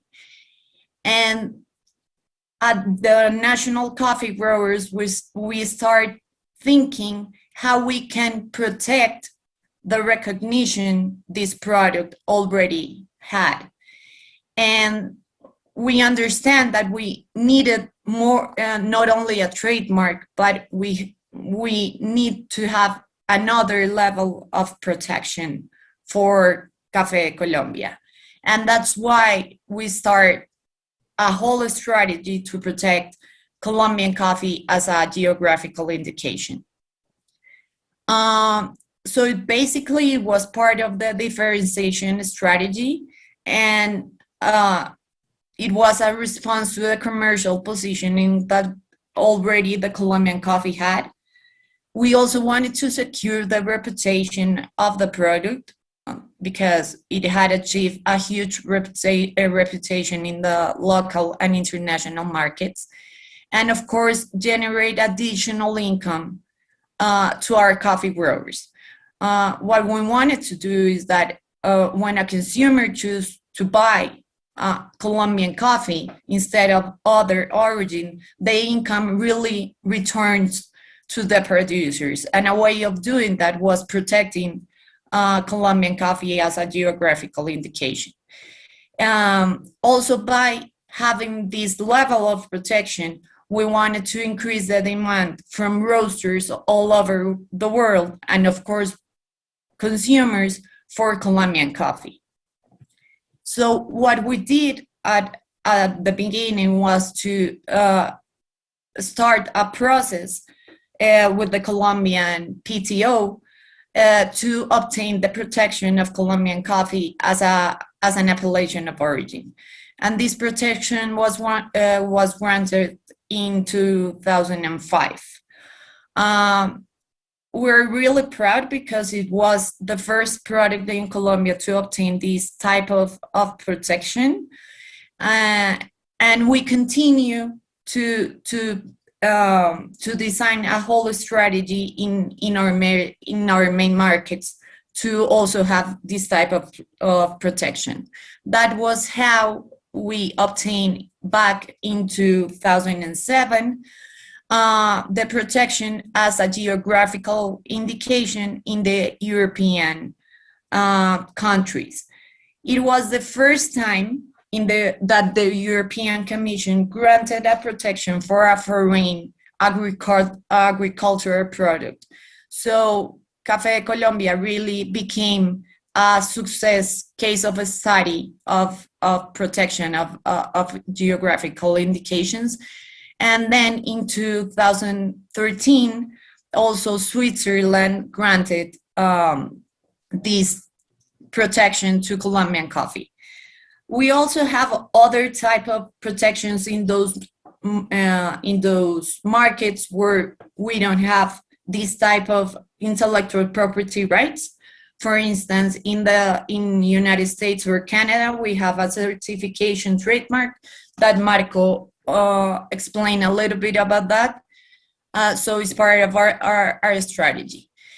And to move on, we wanted to share with you, because Marco explained to us that we have today coffee producers that are seeking to have this protection of their products. And we wanted to share with you what we do in order at the FNC, or the Colombian Coffee Growers Federation, to administrate, and what duties do we have internally to manage this GI. So first of all, the FNC is responsible for conducting and performing all the controls over the products, all products stating that they are Café de Colombia or Colombian coffee. We develop a whole program to control in our laboratories, to guarantee that the characteristics of the product are present in those products stating they are Colombian coffee. Really briefly explain to you that the Colombian Coffee Growers Federation was established in 1927. It was the Colombian coffee growers organized themselves to create an institution that will represent them both nationally and internationally. And mainly they wanted to defend their rights and seek a way to improve their quality. We nowadays work for more than 4,000 coffee growers families. And one of our main duties is, of course, positioning Colombian coffee as the best coffee in the world. That's mainly the reason why, because we have a huge knowledge, 94 years of knowledge regarding coffee, that in some jurisdictions where the administration of an appellation of origin or indication of origin is in, well, the PTO grants the protection, but the administration is designated to a third party. So in those countries, for instance, in Colombia, we act as the entity that it was designated to administrate the appellation of origin. And mainly is because we have an effective verification and control systems. We also have a technical and scientific knowledge about coffee. And of course, we have resources and capability to do or to perform these duties that I'm going to explain really quickly. What we do Maria-Jose, you have 2 more minutes. Okay, no, that's perfect, because I will conclude, I think, faster. What we do is, as I told you, we check the product, every product, to see that or to determine that it meets the criteria and the characteristics that were included and protected in the GI. We also do enforcement of the geographical indication. We defend the GI from non-authorized uses. We also defend the GI from unfair uses and misleading reputation. And of course, from the appropriation and exclusivity claims of elements referring to through the origin. Mainly, we prepare all the oppositions against those trademarks that try to incorporate or elements referring to the origin. We have a lot of examples of trademarks that include in the descriptions Colombian coffee, and they want to get protection as a trademark. So we do all this enforcement, not only legal but also no legal enforcements of the GI. We also do promotion and advertising of the GI in order to increase the recognition of Colombian coffee, not only in the local market, but also internationally. And we do every report to show the impact, the economic impact of the GI. And briefly, we wanted to share as well what are our main challenges. That you have to take into account when you want to protect a product with as an appellation of origin or RGI. You have to take into account that this involves high economical investments, because you have to have quality analysis systems, certification systems, of course, surveillance of the market, of trademarks, of other IP rights. Also, you have to have a budget for legal defense, and of course, a human resources or a team, a qualified team to perform all these tasks.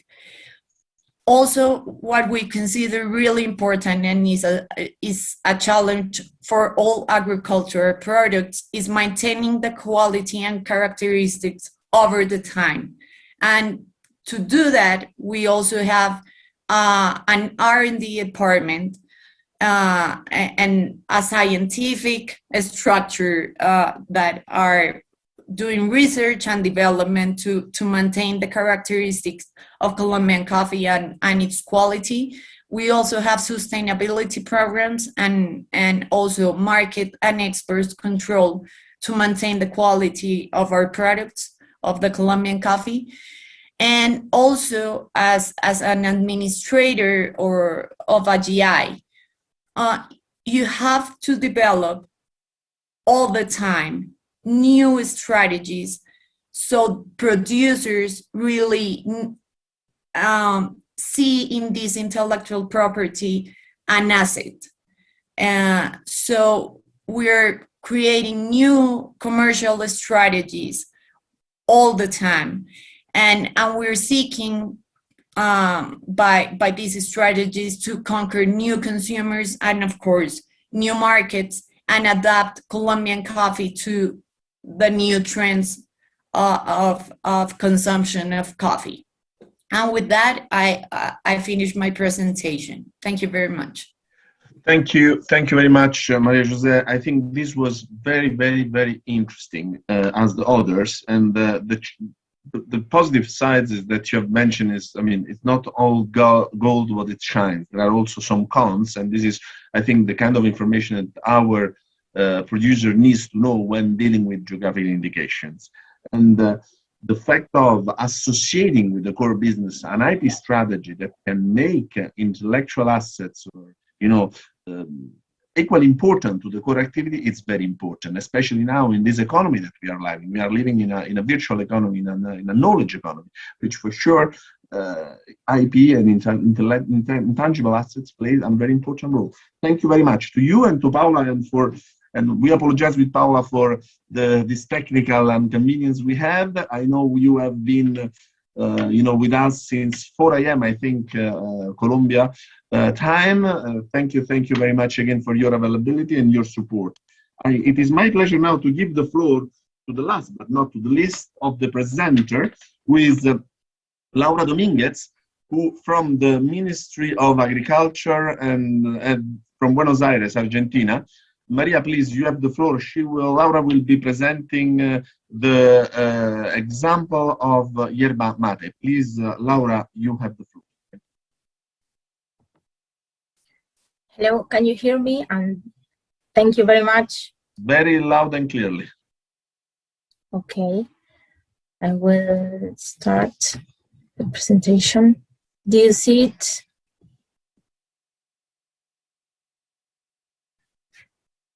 Okay, well, first I will give a brief introduction about the GI system in our country and then continue with the yerba mate case.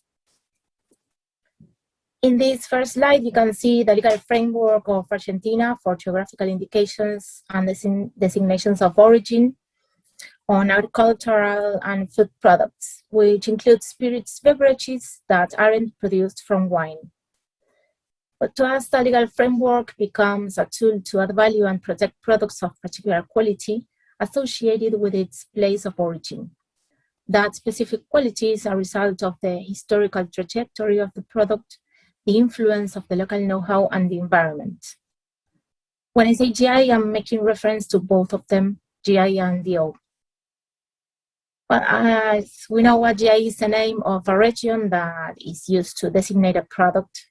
And as I said before, a GI is related to the environment and local know-how shared and transmitted through generations. Argentine law establishes the use of distinctive signs which identify the products.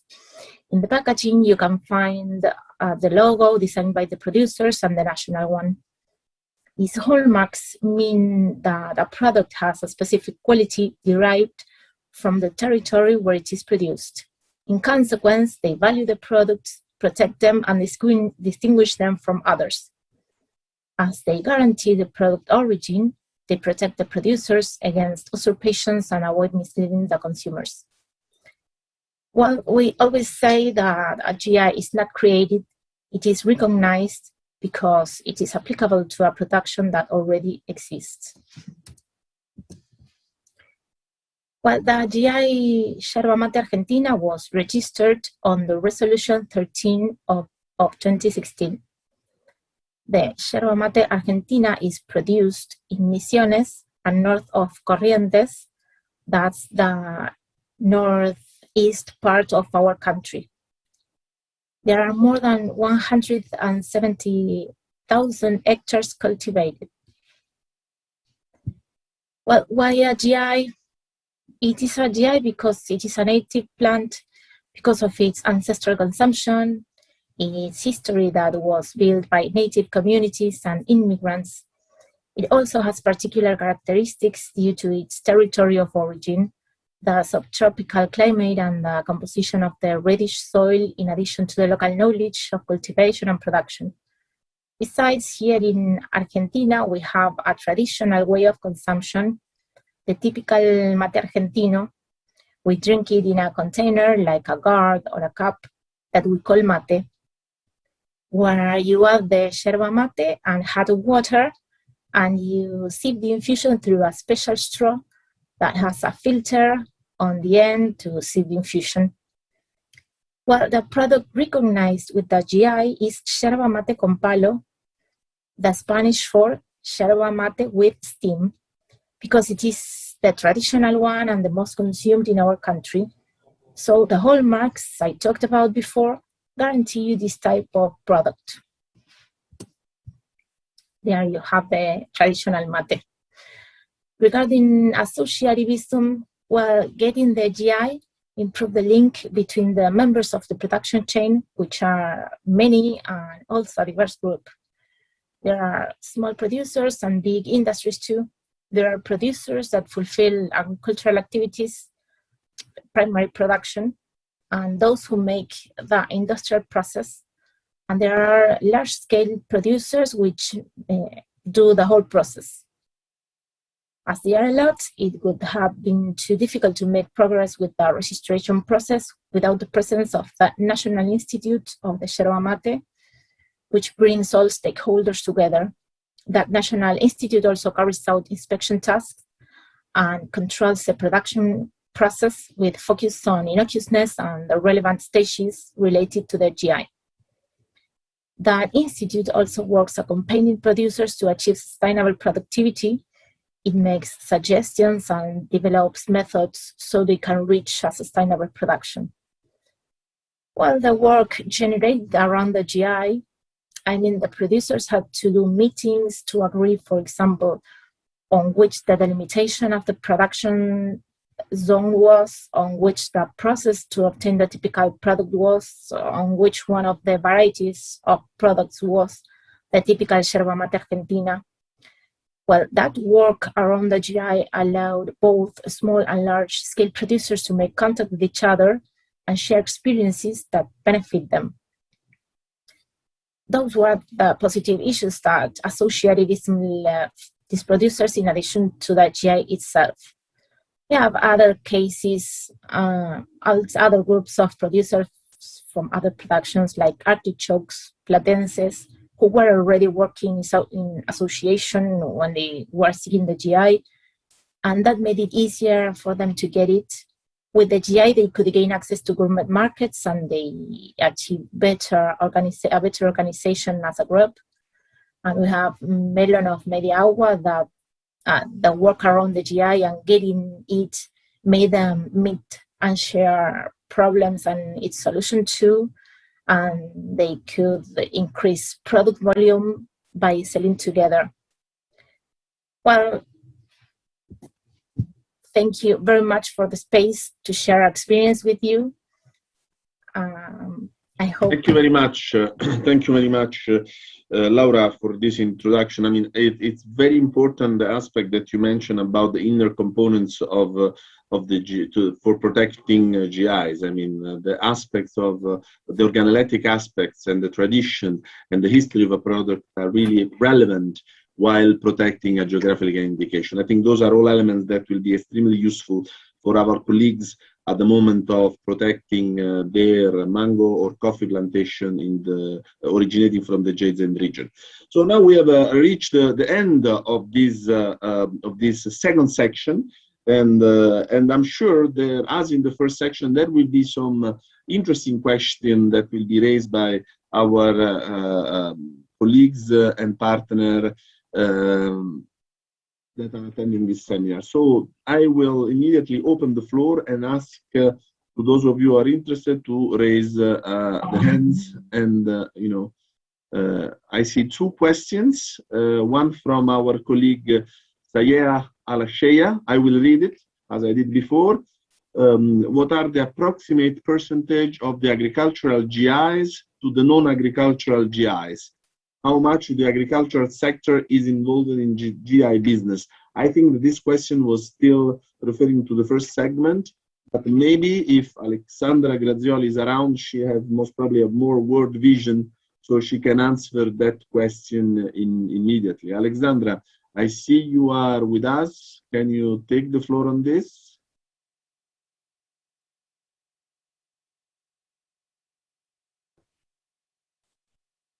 Sorry, Marco, can you just repeat? I will. Sorry, I have dragged you back into the discussion. I apologize for that. So the question that was raised by our colleague Al-Sheya is what are the approximate percentage of geographical indication in the agricultural sector vis-a-vis non-agricultural GIs? How much agricultural sector is involved in the GI business? At least I see the number in Europe, and I can put in the chat shortly the exact number, but I see from Europe is an important amount. France and Italy, definitely. It's an important amount of the agriculture sector that is in the GI field. So it's really used a lot in European country to valorize local product for all the reasons that were mentioned by the representative of Coldiretti. So if you just give me a second, I will bring you the figure I have from a statistic I've seen of some years. Please. Yeah, I will read another question that we just received, and then I will give you back the floor. We have received another question from Youssef Alessa that I'm about to read, but please don't be shy. Don't just write, also take the floor and speak. Alessa said, can you talk about the economics of a GI brand? Who pays for the cost of establishing, developing, and protecting the brand? And those that use the benefit from the brand, how do they pay for that right? For example, Café de Colombia are the user of a brand charged for using it. So I will, on this question, while Alexandra, you are looking for the figures, I will give the floor to our colleagues from Café de Colombia to reply to this question. Sure. Well, in the case of our trademarks,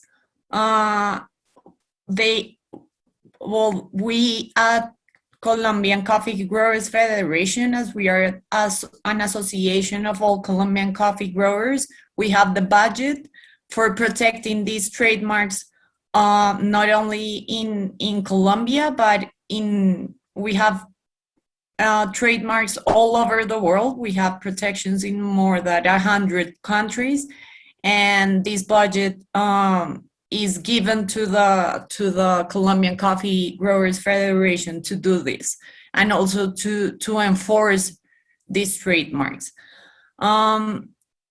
Regarding the question that if we charge for the use of the Colombian coffee trademark or the Colombian coffee logo, as we name it, we make license agreement with roasters all over the world, and brands can use this trademark as an ingredient trademark. We license this trademark so a private brand can assure to the consumers that the coffee that they're selling is 100% Colombian coffee and it's high quality.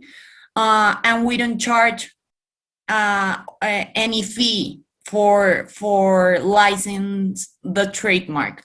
What we do is we make controls of all products, and once a year we send an invoice with a really small fee of reimbursement of expenses of these examinations we do to determine that is 100% Colombian coffee and high quality coffee. Good. Thank you very much.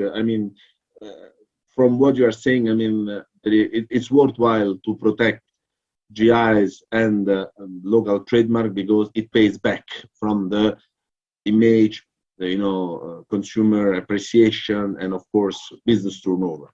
This is the most important thing. It doesn't have our let's say colleagues doesn't have to jump into an empty space. It doesn't have to be a black hole registering a GIs, but it has to pay back. It has to bring returns to them. I see a few hands raised.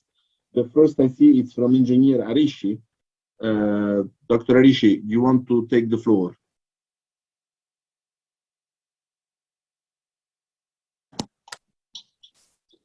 Hello.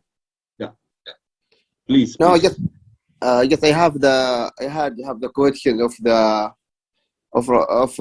IE, but the Dr. Munir he asked already. Thank you.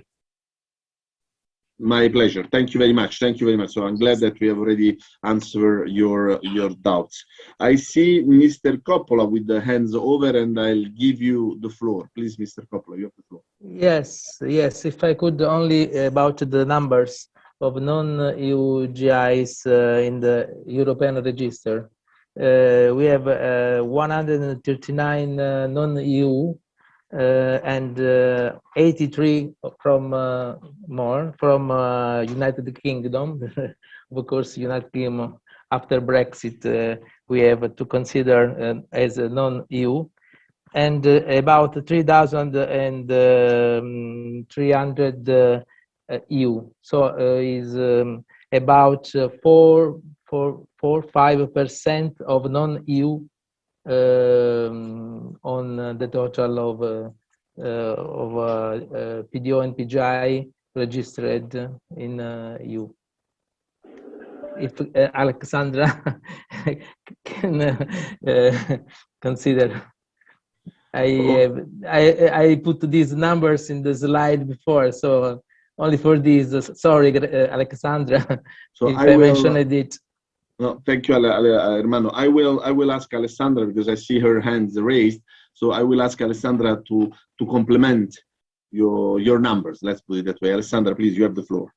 Thank you. So as I understand, the question was what is the percentage of farming production in the field of geographical indication compared to the other production. So I've seen a statistic, and this is from DG Agri from 2012, and there was about 25%, for instance, of farmers in France involved in GI production.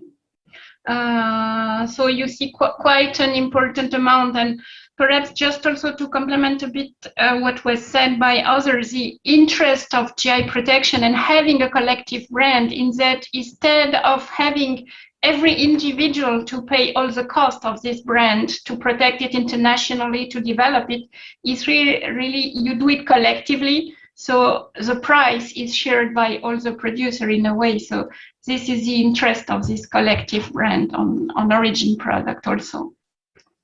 Fantastic. So I think with this, we arrive to a conclusion of this very intense morning. I think the two segments of this workshop has largely explained. Marco, sorry to cut you off. I think there was another request from Aisha Salman, if I'm not wrong, asking for the floor. I've seen her asking for the floor twice. Sorry. This. Yeah, take her question, please. Please, you are very welcome. السلام عليكم. أسعد الله مساءكم جميعا. معكم المهندسة عائشة الغزواني. أنا مشرفة على مشروع النموذجية الموجودة بهيئة تطوير المنطقة الجبلية بجيزان. طبعا هيئة تطوير المنطقة الجبلية بجيزان تنتج سنويا فوق 180,000 شتلة. بإذن الله تعالى إحنا في صدد التطوير إلى 500,000 شتلة، بإذن الله نصل إلى 1,000,000. طبعا هيئة تطوير المنطقة الجبلية بجيزان توزع على جميع مناطق جيزان، وكمان المناطق الجبلية خارج جيزان القابلة لزراعة البن. فسؤالي في هذا عن المؤشر الجغرافي، مع هذا التوسع وزيادة عدد الشتلات وتوجه الدولة في الدعم، هل ممكن في نفس الدولة إنشاء مؤشرين جغرافيين؟ زي مثلا لو قلنا المؤشر الجغرافي لبن جيزان، راح يكون عندنا كمان هل مؤشر جغرافي لبن عسير، مؤشر جغرافي لبن الباحة. وشاكرة لكم جميعا. Thank you. I will give the floor immediately to Alexandra Grazioli, who is the most qualified, but let me also take one little parenthesis. I mean, as long as you can, show quality, organoleptic components and tradition, you can have even 100 GIs. But I let Alessandra complete what I'm saying, please. Exactly. Thank you, Marco. And exactly what you said, indeed. We need to see for every product if there is this condition of specificity given from the geographical origin. And you have example of different regions. Let's take Tuscany in Italy. You have a lot of geographical indication using Tuscany as the element of their geographical indication. So definitely, yes, you can do it.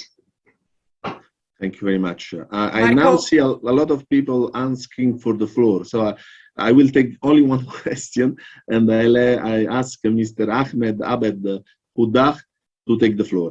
Please, you have the floor. Ahmed. السلام عليكم، تحية طيبة. لو سمحت أريد أعرف أنه كيفية، أنا أعرف نفسي أولا أحمد عبد الكبيسي من العراق. أريد أن أعرف أنه معايير المؤشر الجغرافي بالنسبة للبلد العراق بدأ يفقد يعني تدريجيا المؤشرات الجغرافية للأشياء البيئية والزراعية. مثلا نحن كان يعني لدينا لقب بلد المليون نخلة من ناحية التمور. الآن نحن يعني بدأنا بالاستيراد هذه النوعية من أو هذا الصنف من النباتات، هو صنف التمور. فكيف لنا يعني أنه نقدر نضع معايير واستراتيجيات جديدة بإعادة المؤشر الجغرافي للنخيل في العراق أو للمنتجات المتعلقة في التمور؟ شكرا لكم.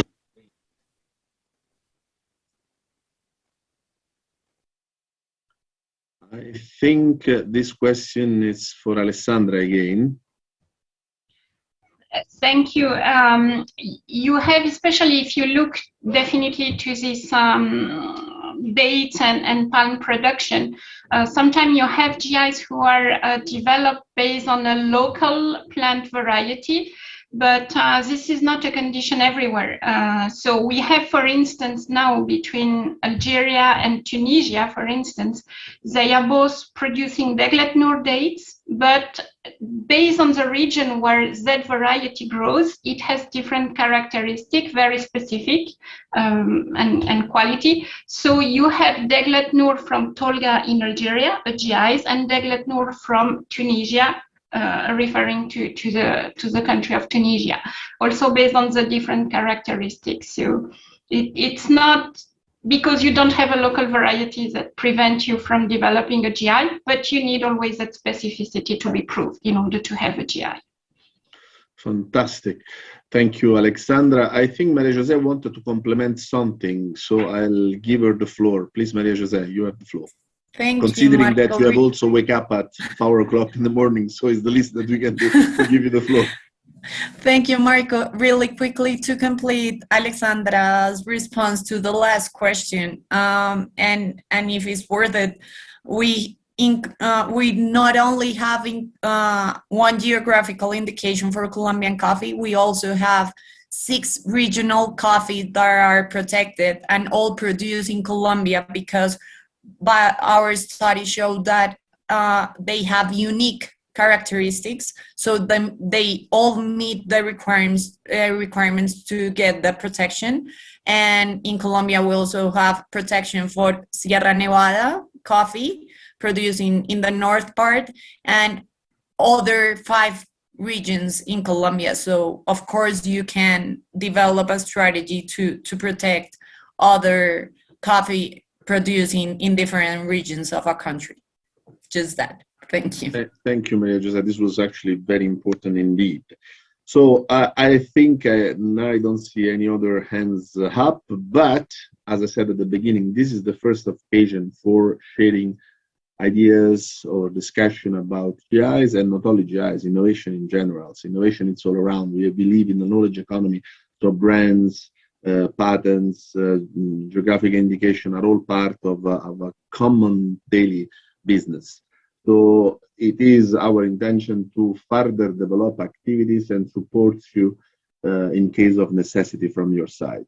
So the 2 segments, the first, while more substantive, and the second has complement each other very well and has provided you a little introduction. I underline a little because the intellectual property rights, it's really like an ocean. Every time that you jump in, you discover new fish, coral, and new waters. So it's really by swimming inside that you can appreciate and enjoy the beauty of the system. And certainly, is not one seminar that will make you all of an expert. So certainly we will be accompanying you and guiding you in this challenge. We'll try to do as best as we can, but it's a long way, paved of obstacles, of course, but you have IFAD and our colleagues from WIPO, from the producer organization, from the National IP Office in Saudi Arabia, that will certainly complement and support you in this big but very successful way. I now stop here my role as a moderator, and I cede the floor to Dina Saleh, my colleague and very appreciated friend. Dina Saleh, Director of the Middle East Regional Division. Dina, please, you have the floor, and thank you again for having involved me in this beautiful experience. Over. Thank you, Marco. And let me also begin by thanking all the colleagues who have participated in this event today. But particularly, I would like to extend deep thanks to the presenters who have been joining us from Colombia, from Argentina in the early hours of the morning, but also other colleagues, Hermano and also Ms. Haifa, who has also joined us and contributed really to this rich discussion. So my sincere thanks to all of you, also to the IFAD team who have really worked hard to bring us to this event today. And as Marco, you just said, this is just the beginning. This is like we have given the appetizer today to many, I hope, and we will take this forward with a lot of interest and enthusiasm. And And also to you for your moderation.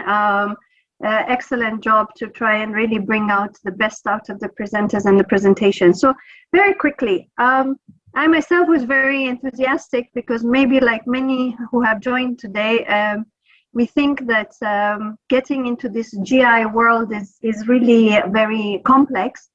You know, through listening to all of you, Alexandra, and all the others, you really demystified to us what it means to have geographic indications and what the process may involve. Of course, we will know more about the details when we start pursuing this. So with thanks to, of course, also Ms. Haifa, and to kind of, this is a message to her that we will hopefully be contacting her very soon to see how we can bring the geographic indications to the coffee of Jazan and to the mango as well of this project, because I think this is a really good opportunity. So quickly, what did I learn from all this? GI fosters increasing incomes, diversification of activities, and the valorization of communities, but not just the communities, their habitats and their products. So this is really an inclusive process, a process that really goes in a wider ecosystem.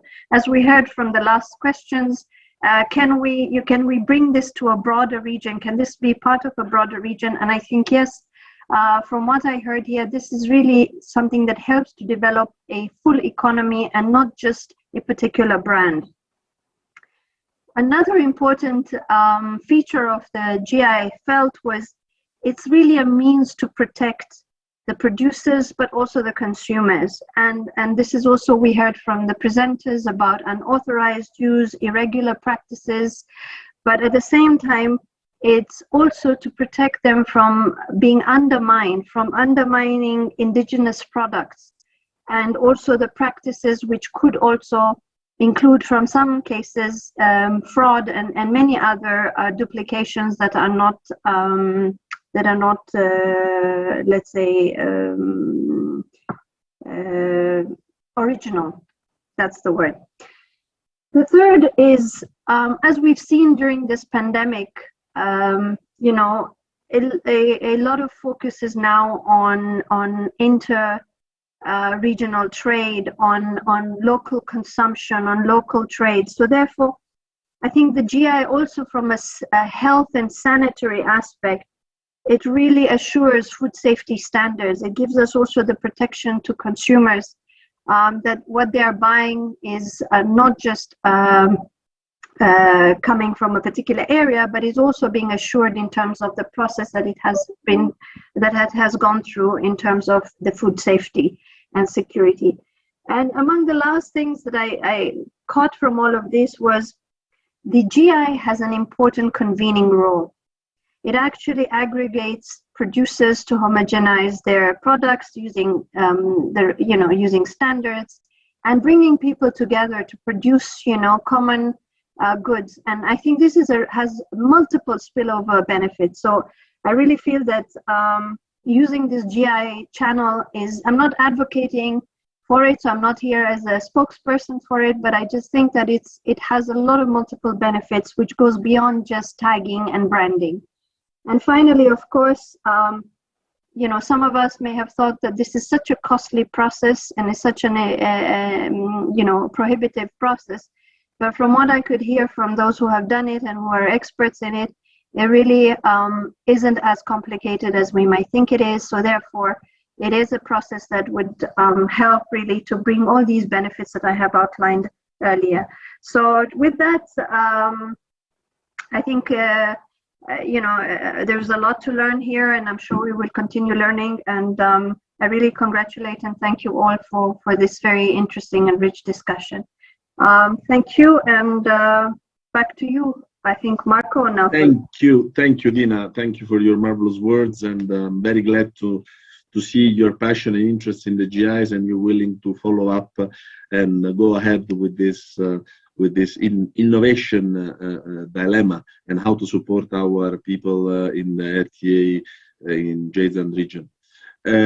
I see also Dr. Al-Khidari, our friends and colleague, that has shown the interest to speak, so I will give him immediately the floor without further ado.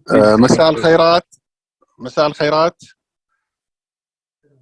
السلام عليكم ورحمة الله وبركاته. الحقيقة يعني تابعنا الورشة من بدايتها، ويعني وتعتبر من الورش العمل الحقيقة المتميزة اللي فعلا تعرف بالمؤشر الجغرافي وتعطي لمحة يعني عن أهميته ودوره في التنمية. وطلعنا على تجارب جميلة رائعة جدا، وأيضا مشاركة الأخت من السعودية من الهيئة السعودية للملكية الفكرية وبعض المداخلات المفيدة. احنا في الوزارة أو في المملكة العربية السعودية نعتقد أن المؤشر الجغرافي مهم، وعندنا الحقيقة منتجات كثيرة مثل البن والمانجو وبعض الفواكه والتمور، والحقيقة احنا نسعى يعني سعي تام وحثيث لإقرار المؤشر، وبحيث أنه يعني طبعا كما تعلمون المؤشر الجغرافي له دور كبير في رفع القيمة السوقية للمنتج، وبما ينعكس على المزارعين وتحسين الدخل ورفع مستوى المعيشة، وهذا طبعا يعني مهم جدا. وأنا أحب بس أوضح للأخوة الحضور أن المملكة العربية السعودية الآن أطلقت برنامج ضخم للتنمية الريفية الزراعية المستدامة، وأنا أعتقد أنه من أكبر المشاريع التنموية على مستوى العالم في هذا المجال، يعني لتكاليفها الكبيرة العالية، ويركز على محاور مهمة في مجال صغار المنتجين، في مجال البن ومجال الفاكهة ومجال صناعة الورد والقيمة المضافة للمنتجات والنواحي والمنتجات السمكية ومربي الماشية. كل هذه المحاور يعني يركز عليها البرنامج هذا الضخم، وهذا البرنامج دشن خادم الحرمين الشريفين وبدأ يعني في أعماله، وسيكون المؤشر الجغرافي مهم جدا يخدم صغار المنتجين. ولذلك احنا بالتعاون مع الزملاء في الإيفاد اللي نعتبره من انه تعاون مثمر وبناء وناجح، والحقيقه استفدنا من الخبراء الموجودين في الصندوق الدولي للتنميه الزراعيه، منهم الاستاذ نوفل والدكتور منير والزملاء السابقين، ويعني الداعمين لمشروع التنميه وتطوير سلاسل القيمه في منطقه جازان اللي يعمل بالتعاون بين الوزاره والصندوق، ونتطلع الى مراحل اخرى، ونسأل الله التوفيق ونشكر الجميع. الحقيقة احنا استفدنا، والزملاء عندنا هنا في الرياض يعني رصدوا جميع أوراق العمل والمداخلات، وإن شاء الله يكون في كتيب خاص بها لتعم الفائدة للجميع. شكرا لكم، أكرر الشكر والتقدير. Thank you very much, Dr. Al-Khidari, for your contribution and your hospitality. Before closing the meeting, I want just to make provide you an information. All the PPT, the PowerPoints that were presented today will be shared with you via email and will be reaching you today or maximum tomorrow. Said that, I would like to thank all of you for your patience and participation, and of course, the director of the Regional Bureau of IFAD, Dina Saleh, Naufel, and the participants, and in particular the interpreters who have accompanied us during all this workshop. Thank you very much. The meeting is officially closed. Thank you. Bye-bye. Thank you very much. مع السلامة. شكرا جزيلا.